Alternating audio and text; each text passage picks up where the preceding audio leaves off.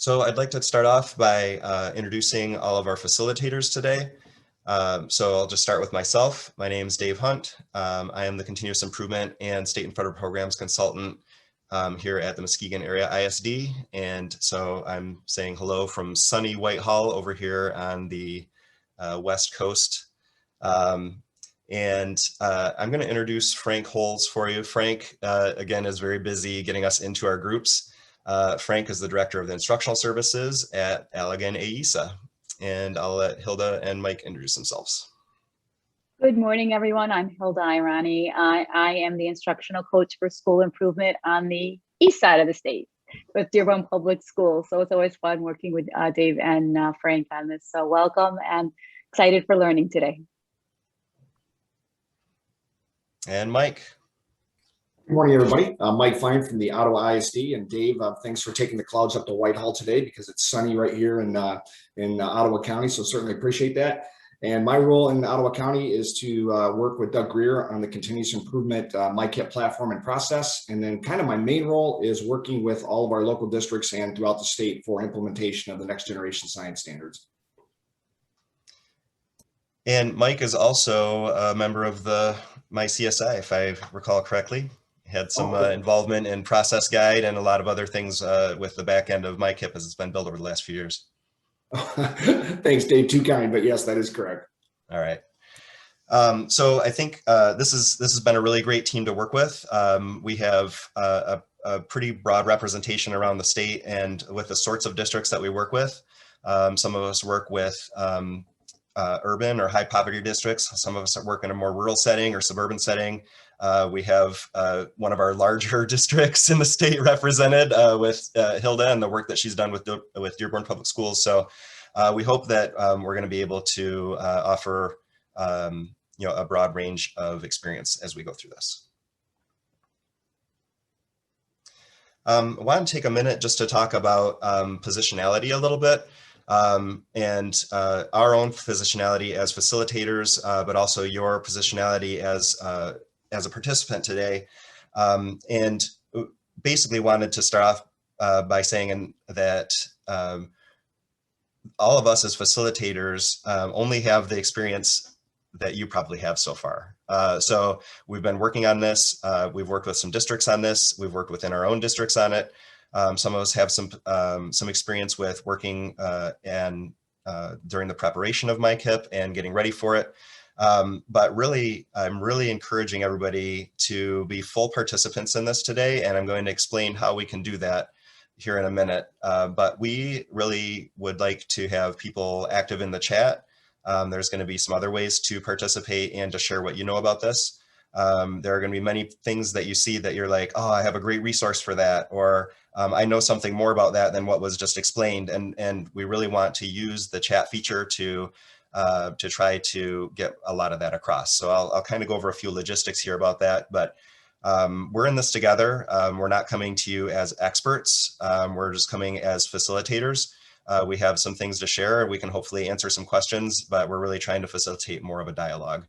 And since we do have such a large group today, we're getting up toward the 200 mark. We're not going to be able to probably do a lot of verbal sharing when we're with the full group, but we do hope that people will be active in the chat, whether it's questions or tips or those sorts of things. So just wanted to kind of cover that. Again, I don't want us to kind of try to come here as experts. We're here to facilitate, share a little bit about what we know, and hopefully learn from all of you as well. All right, so just getting into some logistics, like I mentioned earlier, everything that we talk about today will all be on that dashboard. And so that's going to be the same dashboard we use the whole time. Again, I recommend maybe just bookmarking that page. You'll be able to come back to that whenever you want either any of that content or for any of our future sessions. That's also where we're gonna put all the recordings. And the first 2 hours of each session is going to be that main content piece. And so right on the dashboard is linked what the different content is for each of the series. And like we mentioned earlier, it's really going to try to be based a lot off of that collaborative group conversation, whether we're chatting during the main session or when we get into our breakout rooms. We are going to attempt to keep the breakout rooms together for the whole series. So if you're a team and you registered as a team, then you're going to definitely be all set with that. But you're also going to be put, if you registered as an individual, you're going to be put together with 6 to 8 other people. And we're going to try to keep those teams together through the whole time so that you can continue the work that between sessions. And then we are going to have some optional content each time. And so for those that are staying for that optional content, we will take a 15-minute break at 10:30. And for anyone staying for the optional content, that'll just be about 45 minutes after that, and we'll be done by 11:30. There is a very specific audience for each of those, and those are all listed on the dashboard. So anybody that would like to see what the optional sessions are and who the audience is for that, you can just go right here to the series and session descriptions. So talked a little bit about this, but we are really looking for people to post questions and tips in chat, and anything that you might already know about this or additional information that hasn't been shared yet. We're going to do our best to answer the questions in chat, and that'll mostly be Hilda and Mike. Ben is here as well, and Ben, you're always welcome to chime in on any of the chat questions. And like I mentioned earlier, we really want to try to crowdsource answers to that. If there's something that you know about that, if you have a great link that you want to share, that is definitely the place to do it. And we do know that there are many, many resources out there. Almost all of the resources that we're going to share today and through the series are all official resources. And we know that lots of people have done lots of things to, to create things, to put things together. There are some amazing websites out there. There are guides. There are documents that people have made. And so we know that there's a tons of resources. And so we did make a resource repository that we would like everybody to add to put any of those sorts of things on there. You can add web links, you can put documents there if you've made videos to try to explain things. Any kind of helpful resources, we would really be interested in having everybody add to that. And so that is right here on our dashboard under the main session resources. It says resource repository. So I'm going to go ahead and open up that. And right now it is blank. Because we haven't even talked about it yet. So what we're really hoping is that as things come up, you're more than welcome to paste anything into chat that you'd like. And if you do, we'll try to go ahead and add this here for you. But if you have a great resource, just say what's the name of the resource, what's the link to that resource, give it a quick description. And it's definitely totally optional if you want to put that there and what your email address is in case people have questions or they wanted more information or those sorts of things. But those 2 columns are totally optional. So I know that anytime that I talk to anybody about MICIP or about continuous improvement, forming teams, looking at data, everybody has so many great things to share. And this is just our opportunity to try to allow everybody to do that.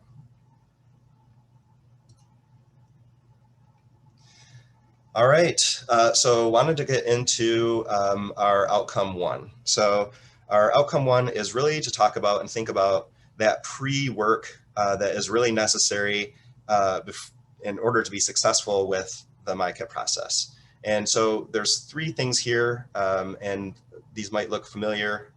There are also the mindset pieces that have been discussed at many of the previous PDs.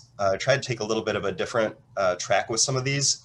But really the first one is all about continuous improvement and having the team structures and readiness in place to be able to support that continuous improvement.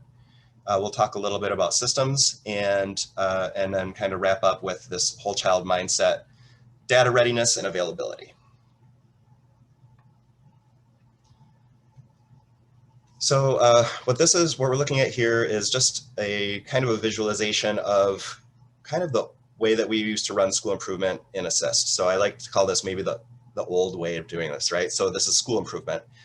And the way that was typically run, a lot of times it was based quite heavily on state assessment data.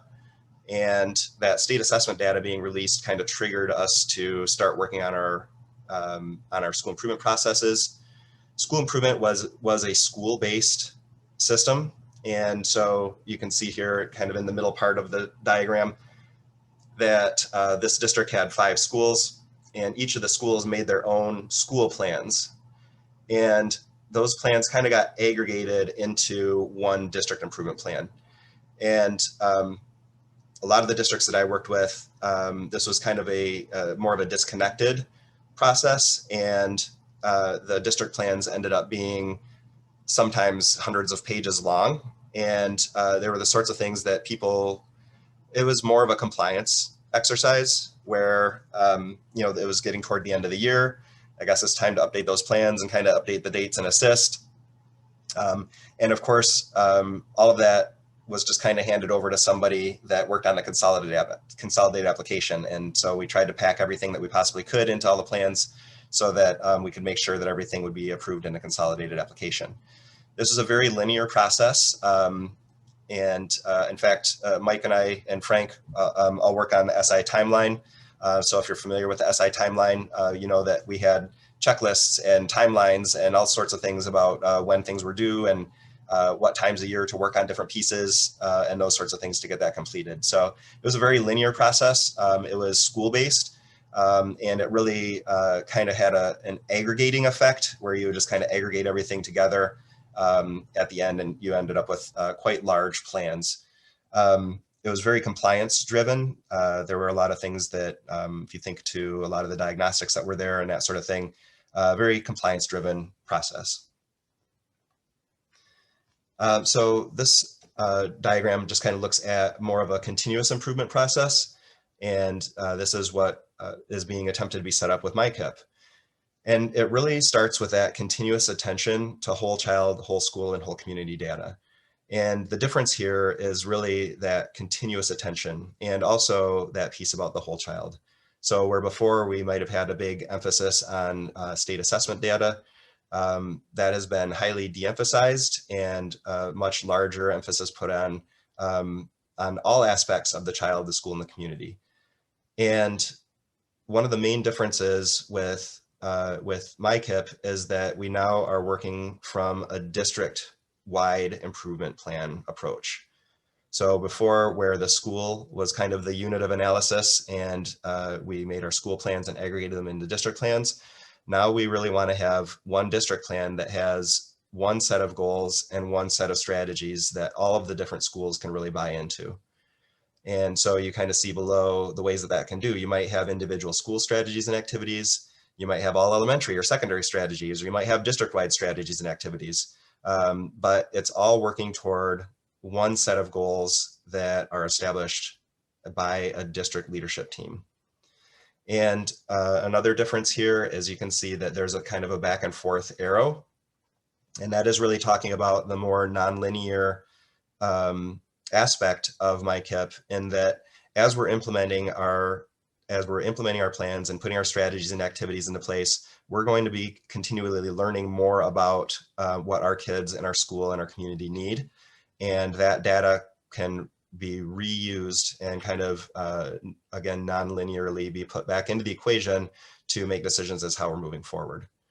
And for those that work on the consolidated application, this will be a much more integrated process, and we're going to talk a little bit more about that in session 3. So really, some of the main differences here is this continuous attention to the whole child data, the whole school or whole community. And a main difference here is moving from a school-based system to a district-based system.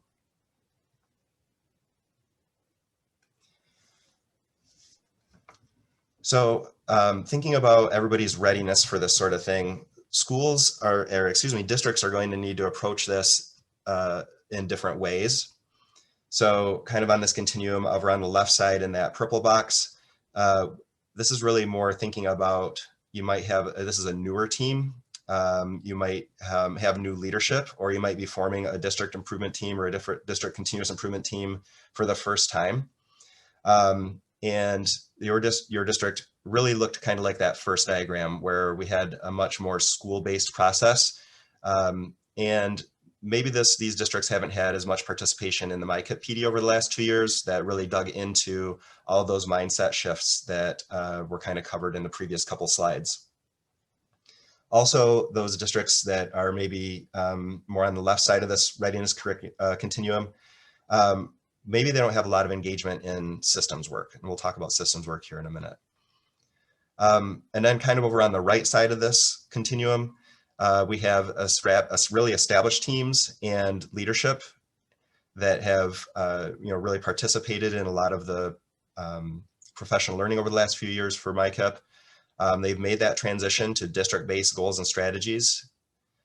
So they've already have those different pieces in place that the schools are all starting to align under. They've already really worked on those mindset shifts for MICIP, and they've already have really well established and aligned goals and strategies that are already on a 3 to 5 year cycle.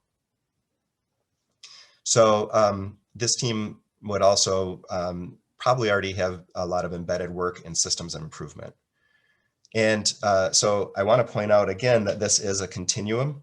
So this doesn't mean that you're either on the purple box or you're in the orange box. This is really more of a continuum to think about where might our team be with this right now, and what sorts of things might we need to do to move a little bit farther to the right toward that orange box on that readiness continuum. So do we need to make a district team? Do we have a district team? Let's get that set up. Are there other things that we need to learn about for MICIP? Do we need to get working on some systems improvement work? So this is really just kind of think about where those teams are. If you're more on the left side of the continuum, then you will use MICIP a little bit differently than you would if you're a more established team that already have these really well-aligned goals and strategies. And so we'll kind of talk about that as we go along. But just kind of keeping this idea of readiness and what the team might need to do to progress in mind as we move forward. Wanted to talk a little bit about systems. We mentioned systems earlier, and systems is one of the main drivers in the whole MICIP process. And the definition that MICIP uses for the systems is it's a series of interdependent and aligned processes and people working together toward a common goal to bring desired results. So there are several examples of systems frameworks around the state. I listed a few of the main ones there, and the one being the MyExcel Blueprint with the school-wide field team, and we have many of them with us today. Also, many districts are involved in MyMTSS, formerly MyBLISSy. MICIP is the actual is actually being used at the state level, and they are working directly with that MyMTSS. It's one of the effective innovations that have been put into place for that. We have people that are work with Cognia accreditation or other accreditation services. There are many other examples of system work. I just listed a few of them here. There's all kinds of things going on around the state. People working with KnowledgeWorks, people working with Studer, or just a variety of other things. There are many ISDs that have some great systems pieces in place that they work with on their districts that aren't what I would call packaged system frameworks. So there's many examples of systems work, but really when it comes back to it, it's do we have aligned processes that everybody understands, and are we putting them in place as we work toward this common goal and bringing those results. So again, kind of just thinking back to that systems piece, we're really trying to put a systems-based approach in place as we work through with the different pieces of MICIP. Okay, talk a little bit about that whole child mindset. Many of us are probably familiar with the WISC model, and this comes from ASCD, really trying to make that alignment between health outcomes and academic outcomes. And we talked earlier about this whole child, whole school, whole community piece. And one area that is also being discussed with this whole child mindset is also equity. And what we're really looking for our kids is we want to have equitable opportunities, equitable environments, and equitable supports.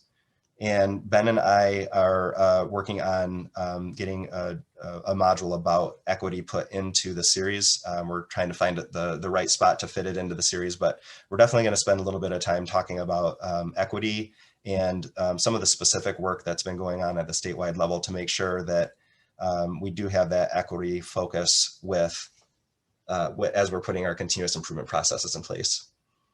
I want to kind of draw everybody's attention to the middle of the WISC model.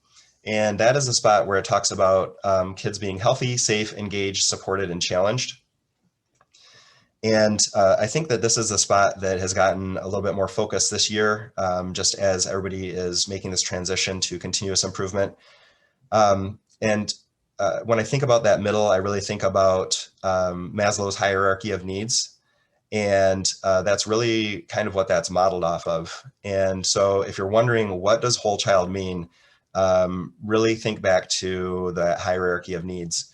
And do we have things in place to make sure that our kids are healthy? Because if the kids aren't healthy, they're not going to be able to learn. And then same thing, and just kind of follow it around. Are the kids safe when they're at school? What can we be doing to make a safe experience for our kids? Are the kids engaged, supported, and challenged? And so if you're wondering about, what does whole child mean and how can we think about the whole child and what kind of data can we collect around the whole child, then try to think about Maslow's hierarchy of needs and try to zero in on the middle of that WISC model. And that kind of helps to center that and start to think about what that means. If you have worked on the HSAT, the Healthy School Action Tool, you'll be more familiar with some of the things around the outside, but we're not going to get into those too much today. Just wanted to give a quick overview about that whole child and to get everybody start thinking about what are some of those whole child data types that we can start to think about. So this is where we're really thinking about the data readiness and availability. So what are the types and sources of whole child data available to our team to do this work? And as you're thinking about that, think about how often the data is collected, how often it should be reviewed, and is there a process to review and act on the data? So the answers to those questions usually come through one of the systems frameworks. So if you're not working with one of the frameworks, you can start to put some of those systems in place by answering some of those questions. What are the sources of whole child data that we are going to collect? How often are we going to collect them? How often are we going to review the data we're collecting? And then is there a process to review and act on the data? So to kind of get everybody thinking about this, there is a resource that's linked in the dashboard. And that is kind of down here. Let's see here. Well, it's linked right here, the 4 types of data. It's on the dashboard somewhere also. But I'm going to pop this open right now. And this is one of the official resources that came off of the MICIP website.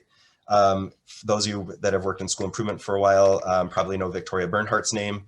And so she lists out, and she just kind of made this diagram about the 4 types of data. So we have multiple measures of student learning, demographic measures, programs and processes, and perception data. Those will probably all sound familiar for those that maybe have gone through MASFPS comprehensive needs assessment workshops, or those, a variety of other options. But this is a kind of a nice way to start thinking about what are the different sources of whole child data that we have available to us, and where do they kind of fall on as far as how that data is collected and what the source of that. And so I think this is a pretty nice resource. I recommend maybe just doing a little inventory of all of the different data that you're collecting, and it starts to help to answer some of those questions that were asked here. So what are our sources, how often is it collected, and how should it be reviewed? So doing a quick data inventory is helpful there. And I will mention about data that in addition to those 4 types of data, I think if you were to collect data across all of those, you would likely be hitting academic data, non-academic data, and systems data. And all of those data are important and are listed out in MICIP. So just to kind of wrap up this first section on this pre-work and thinking about it, MICIP, the platform is really, it's just a tool. It can't do a lot of this pre-work for you. So setting up teams that really want to work together on this, making those mindset shifts to more of a district-based approach, thinking about collecting, analyzing whole child data, putting it into a format that is easy for your team to understand and make decisions around. Those are all things that have to happen outside of the platform. In fact, we're not going to get into the platform at all today. So there's a lot of work that happens outside of the platform. And I think that that's really by design. We don't want to have a platform like Assist where we went through and checked boxes and got to the end. This is really, the platform is here as a tool. The process is really the important piece. And so I did link out to a couple of resources here. One of those being the MICIP process guide. There was an enormous amount of work that went into that from MDE and MICSI, some great representation from across the whole state on that, from all kinds of different districts and ISDs. I think it does a great job of helping everyone understand all of the different process that goes into this. There's also a MICIP planning timeline and a scope and sequence there, and I really recommend taking a peek at all of those. We're not going to go through those today. I just mostly wanted to share those resources. Those are linked in the dashboard as well. So kind of the last thing I wanted to think about here with this pre-work piece is that we do have a gift of time this year. So this year, we're just asked to put one goal into MICIP. You're more than welcome to put more than that, but we only have to put one goal in.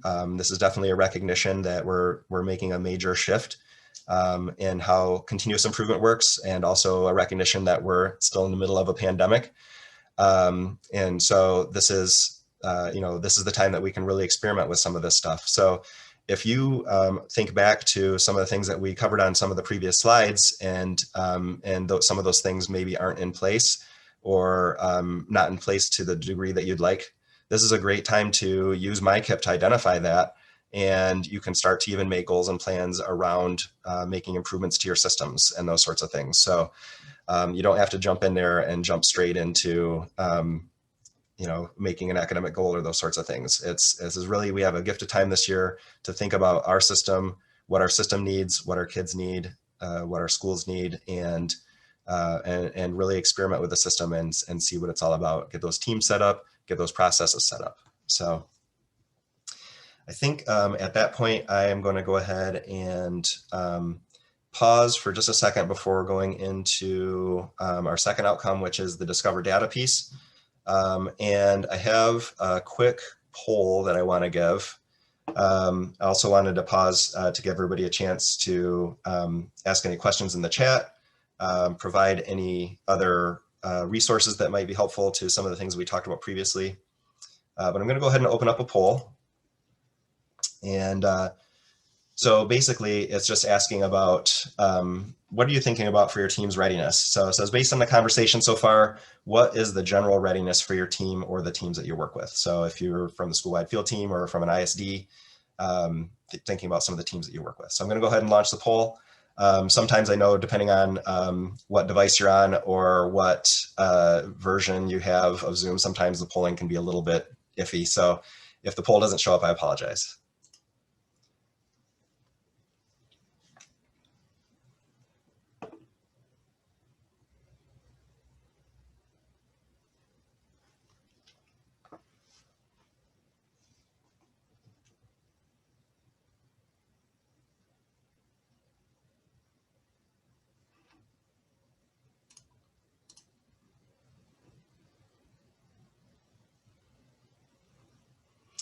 All right, so we'll close the poll here in about 5 seconds.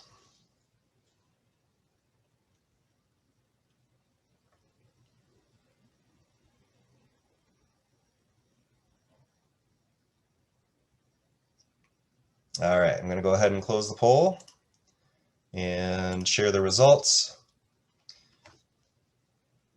So it looks like about half of the folks that are here today feel like they've gotten a pretty decent start.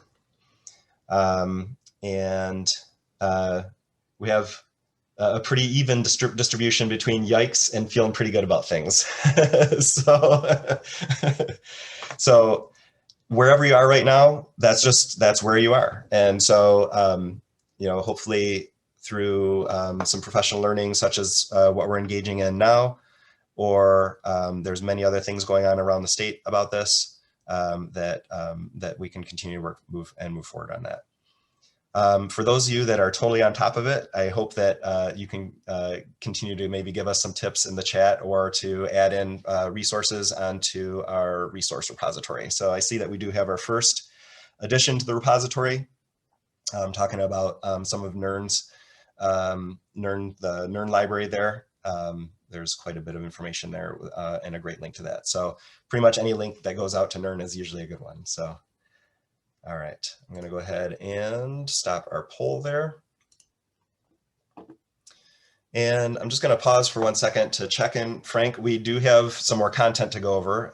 What percentage do you think that you are ready with the breakout rooms?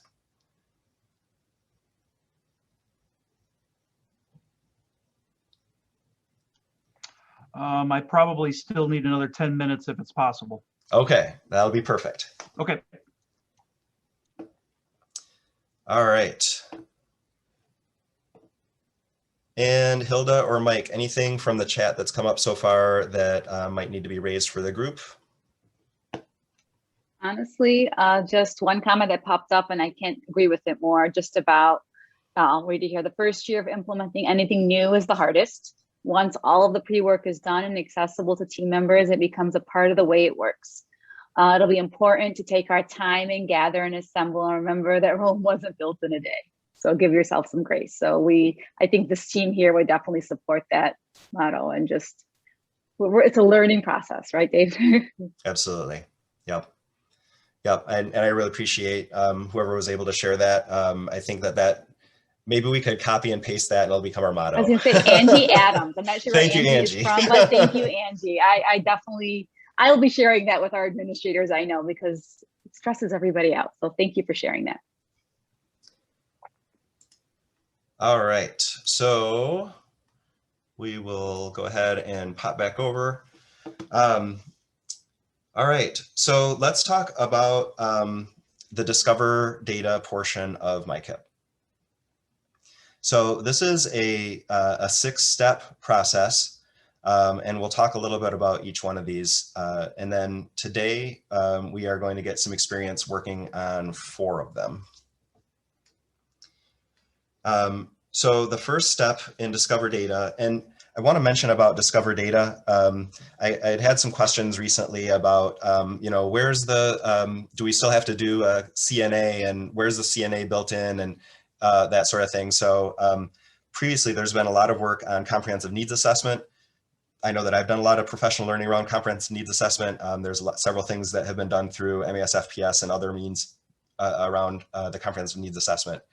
And really, the comprehensive needs assessment is built into MICIP, and this Discover data section is part of that.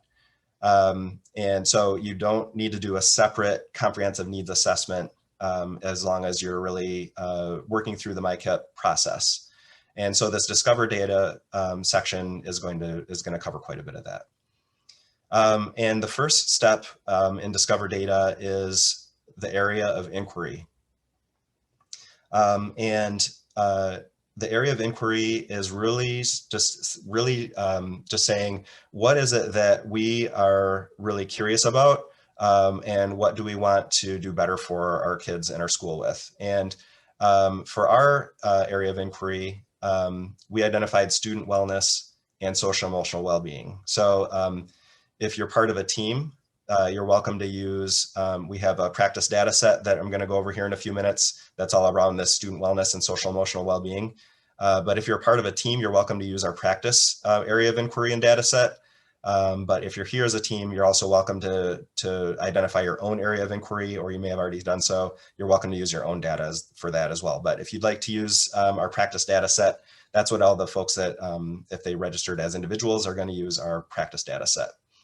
So our area of inquiry is around student wellness and social emotional well-being.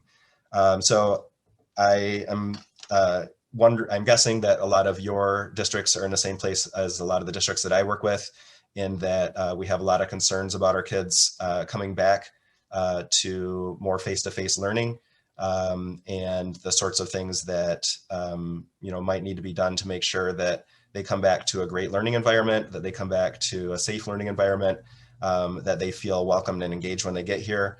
And so our team really wanted to put together a data set that reflected that, and also reflected some of the changes to move more away from that state assessment data and more of a focus on the whole child. So I'll get into that data set in a minute, but our area of inquiry that we identified for this whole series is student wellness and social emotional well-being. So after you identify your area, that's when the team really needs to figure out what is the data set that we want to examine and think about for this. And this can be a pretty large undertaking to figure out which data you're going to look at. We put together a data set for this series, but I don't want to gloss over this part of the process. If you are in a position of leading this process, it's very challenging to come up with the right data set to be able to really facilitate the kind of conversation that's needed. And so I don't recommend just kind of saying, hey, what does everybody want to work with? What data should we look at? I think it should be something that's really thoughtfully considered ahead of time, and really thinking about what sorts of data would you need to be able to get at your area of inquiry. And if you did use something like the Victoria Bernhardt 4 types of data, you would at least kind of have that list, and you could think about what are those different pieces of data that you might want to consider as you're getting into that. So I'm going to go ahead and I'm going to open up the practice data set, and I'm going to show the data that we selected to discuss around this student wellness and social and emotional well-being.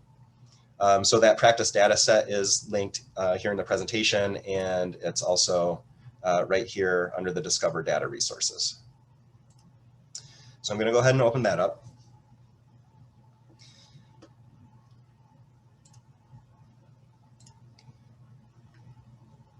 So the data that we selected, we started off with MiFi data. And for those of you that use the MiFi, you'll know that this is something that comes out every other year. It is secondary data, and there are hundreds of reports in it.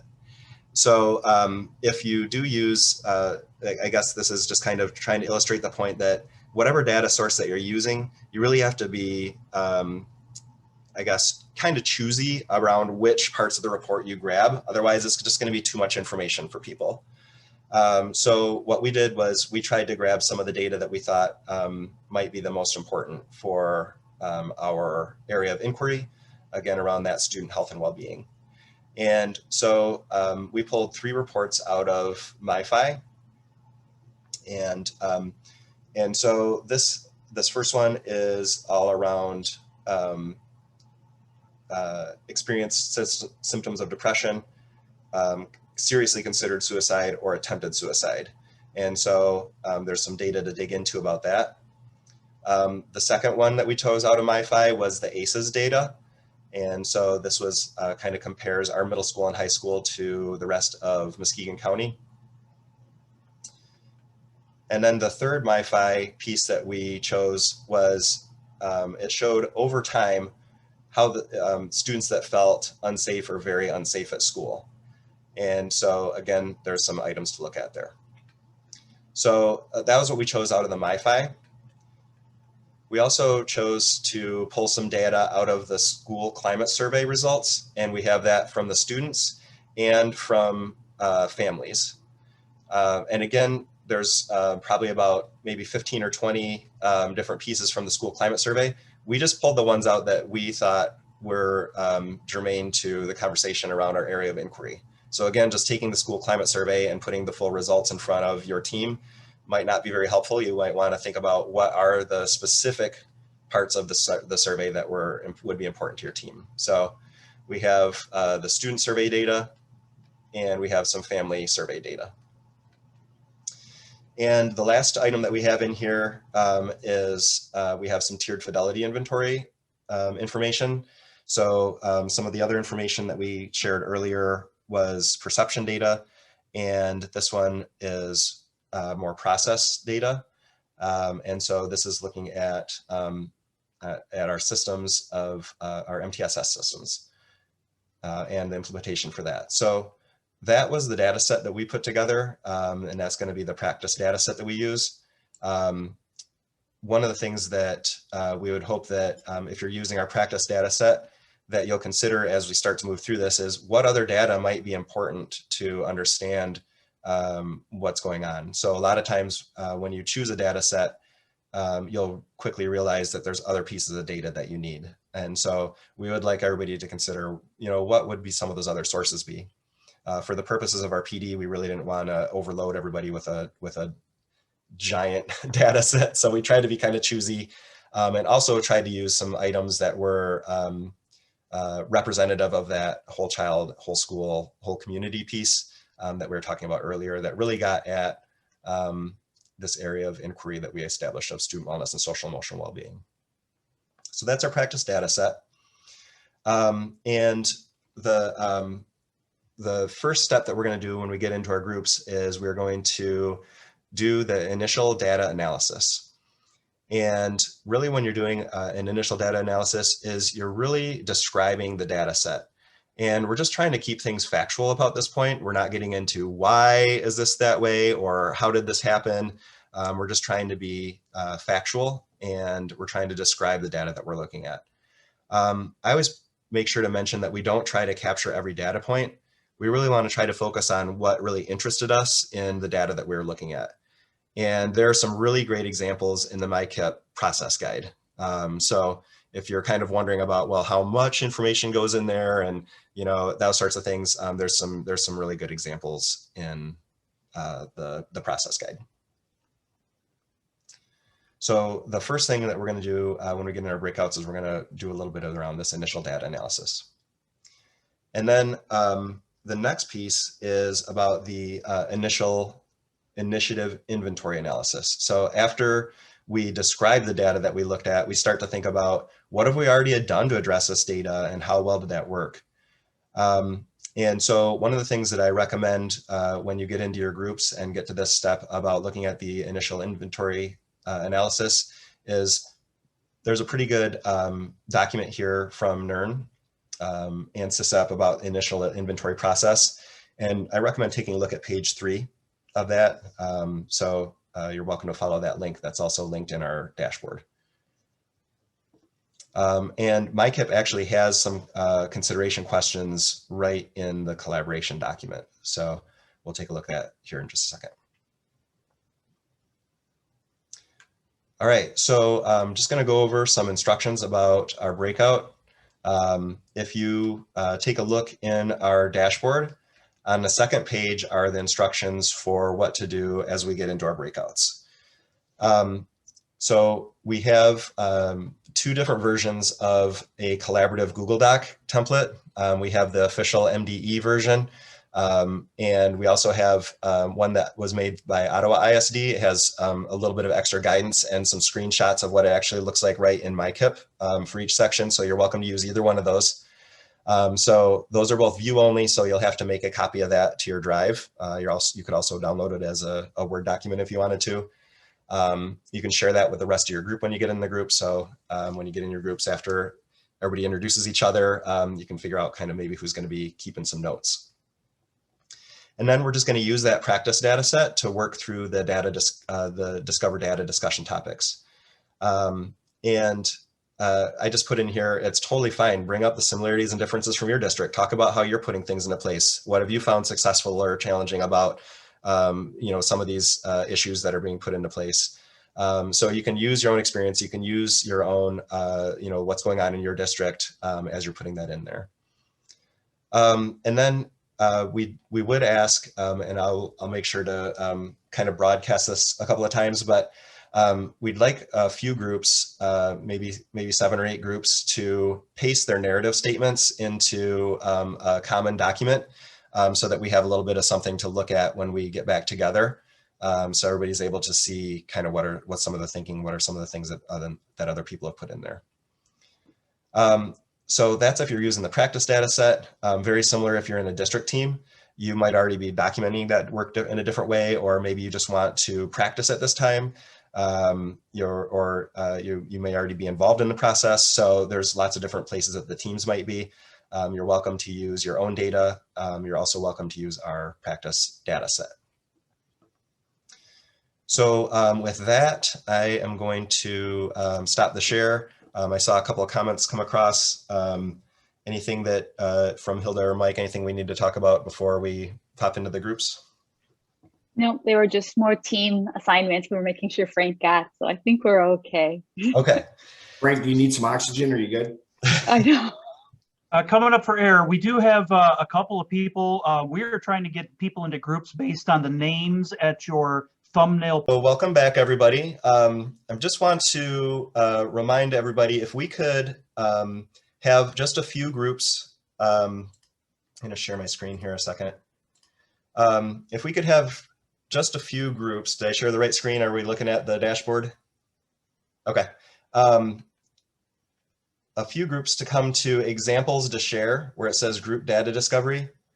If we could have a couple of groups come in and just copy and paste over what they did in the initial data analysis summary and the initial inventory analysis.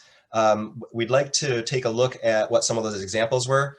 And I want to reiterate that we're not trying to find the best examples. This can be difficult work. And sometimes finding ones that, it's like, boy, we really struggled to put this together, or this was hard for us. This is what we came up with.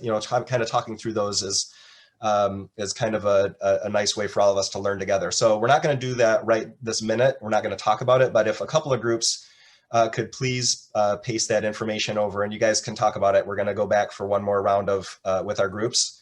So when you go back, if you could talk it over and if we could get like 6 or 7 groups to just paste over the work that they've done so far, that would be really helpful. And it's very low risk. You don't have to say what group you were. We're all looking at the same data set, so it's a very low risk situation here. So, but it'd be just really nice to have a few people show with the work that they did. I wanted to talk about one conversation that I had. I was able to make it into about 10 of the different rooms. And I want to talk about a district that I was working with, and they were working with their own data, and they had spent some time in the platform already and had spent some time working through the process. And they were kind of talking about, we really kind of knew the direction that we were going with some of this stuff, and kind of starting at the beginning and working through the discover data process. It's already pretty clear kind of the direction we had to go with something. And this really kind of speaks to that nonlinear nature of MICIP. So thinking back to all those different areas of readiness that we might be, that continuum that I was showing earlier, your team might have already worked on some things. You may have already established some pieces. You might have had a really well-established team that you're 2 years into a 5-year goal right now. Well, you don't want to throw all of that work out. So this is, think of it more as a nonlinear process. If you already have areas that you're working on, if you already have goals established, you don't need to go back and discover what you need to work on. Your team already worked on those things. You have those things established. So instead, why not just use the process to really dig into some of those systems pieces? Are we looking at the right data? Do we collect and look at this data at the right times? Do we have the right people examining the data and making the decisions for how to move forward? Do we have the right strategies and activities in place? So, the system is not set up to start at the beginning and work your way to the end. It's supposed to be nonlinear, and people are all at different places. And that's what I think the MD was really getting at when they said, MICIP is ready when you are, is to say that your team's readiness kind of determines where you are in the process. So there's not one thing that I can say to say, okay, everybody needs to start here. or if you have this in place, then you're ready for blank. It's really, that's what us working together, us experimenting, trying these data sets out. Hopefully that's going to help you to see where you can put your efforts in and kind of where you might be with that more nonlinear process. And you'll find that as you start to put some of those pieces in place, you'll be able to go back and it will inform some of the work that you had earlier. So the group that I was working with said, yeah, if once we got to selecting our strategies and identifying our interim measures, we realized we needed to go back and add additional data because we didn't have the right data points that we we're considering. So it was just a conversation that I had there, and a good example of kind of that nonlinear conversation that we were having earlier. So with that, I am going to move into, I do want to have just one more breakout spot for us to go to. And it's okay if you didn't get to these steps yet. If you're still on those previous steps, that's totally fine. But if you did work through the first two steps of summarizing the data and doing an initiative inventory, the next two steps are first to create a gap statement, and second to write a data story summary. And in my experience so far, these go much quicker after you've really had a chance to dig into the data and think about the things that you already have in place. So the first one is to write a gap statement, and that says, how far are we from where we want to be? And so you're really identifying the gap between your current reality and your desired state. And I think a lot of the times when we hear the word gap, we automatically think of achievement gaps.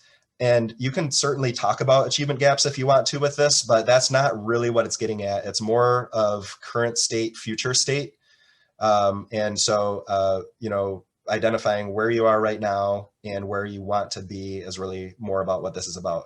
And you could certainly talk about achievement gaps too. Our current gap is this, we want it to be closer to this. But also thinking about team structures, processes that you have in place, and those different pieces. Really trying to get into that gap statement with where do we want to be? Again, there are some really great examples in the process guide. You'll see some of the gap statements in there are really long, some of them are really short. It just depends on the data you're looking at and what your team needs. So there's not a specific length that needs to be, it's what does your team need to kind of think through this. And the last step of this discover data is the data story summary. And so this is just a brief statement about everything that was talked about today. So you're really just, after you've completed all that previous stuff, after you've identified the data and talked through the data and what it showed, and identified what's already in place, where the gaps exist, it's just a quick summary. Again, there are some really great examples in the process guide about that. And there are consideration questions right in the collaboration document and in MICIP when you get to that discover data section. So Dave, can I just add one point? Please. When you refer to the MICIP process guide, those are listed as appendices for an elementary, middle, and high school, basically a start to finish. And that when you refer to the data, those data sets are included right in the building of the goal. Yeah, I can't say it enough. It's a great resource. I have it open on a tab on my computer all the time. So I really recommend that you take a look at that, and especially down at the appendices with the examples and the data sets. So two jobs then as we go into breakout number 2. One is decide if your team would like to paste a couple of examples over into our group examples. We're going to have a hard time talking about this at our next meeting if there are no examples here. So I'm hopeful that we'll get some teams to paste some examples over. So that is job number 1. And job number 2 is to write your gap statements and the data summaries. So Frank, I think we're ready to open the groups up. We're just going to have that for about 10 minutes. Okay, here we go. Options, they are opening up. Rooms should be opening momentarily. Once again, if you end up in the main room, we'll do our best to get you off to a room as quickly as possible. Have fun, everybody. In here.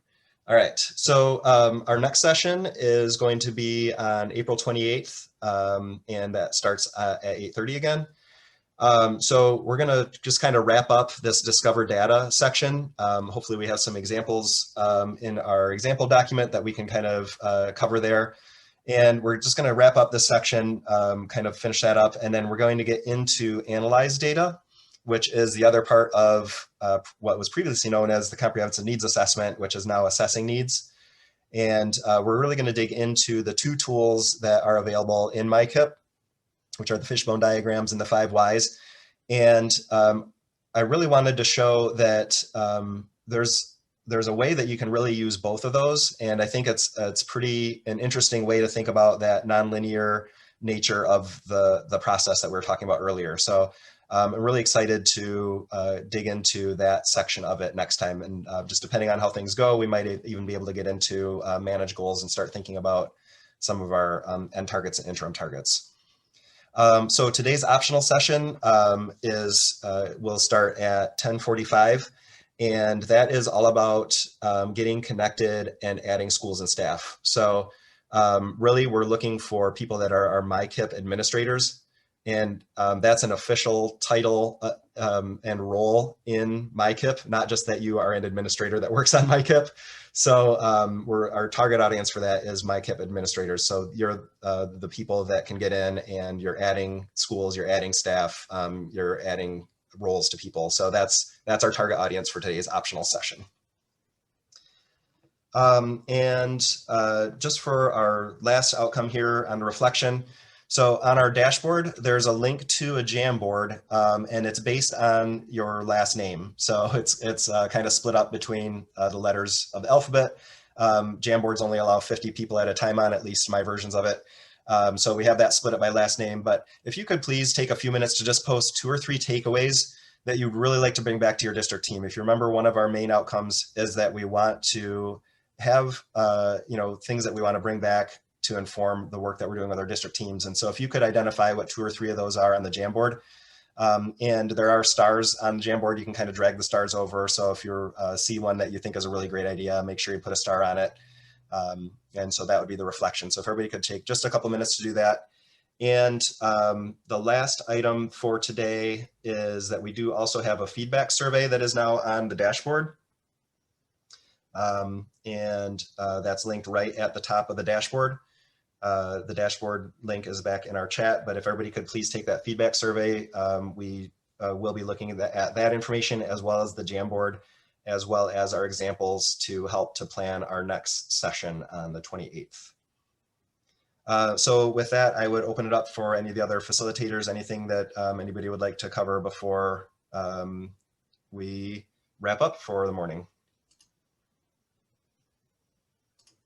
Just a note, Dave, I just want to let everybody know, once again, there's a lot of grace given here. And if you felt like you didn't get to step 3 today, that is perfectly okay. So just kind of keep it in mind where you want to be and give yourself some grace as you work through the process, and we'll all get through this together. So thank you.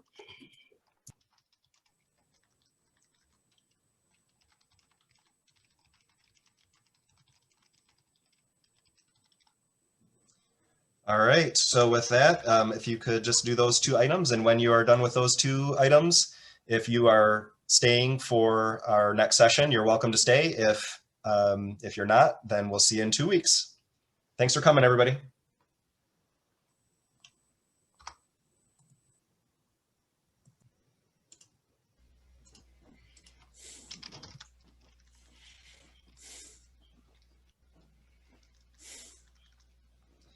Anita just asked in the chat where the examples of gap statements can be found. Those are in the appendices of the MICIP process guide. So they're kind of way down at the bottom. There's an elementary, middle school, and high school examples.